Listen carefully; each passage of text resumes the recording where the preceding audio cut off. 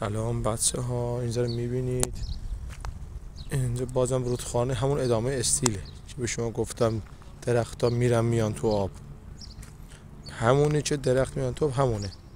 ولی ما اومدیم این برترش، اون دور ها ببینیم پر درخت ها، دوربینشون نمیده، خیلی دوره. میبینی اینجا رو تمیز، اینم کوهشه. میبینی مسافر میاد چیپس میندازن، آشکار میگن نه نندازین آشکالا رو دیگه، نه نابود کردن شهر ما رو. مسافر میاد میندازن کلا.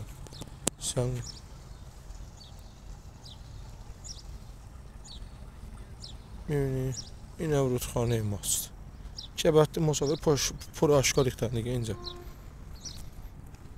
نمیدونم یه چیزی مرده اینجا، انگار یه بوی میده، باید تجزیه میشه، بوی بعدی میده. نمیدونم چه حیوانی، حالا ماهی مرده، حالا نمیدونم چی مرده،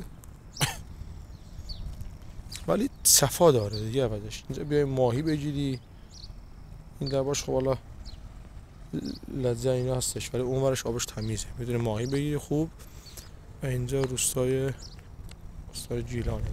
این یه سر بیاین بزنین، منم فالو کنین که فیلم های منو ببینین.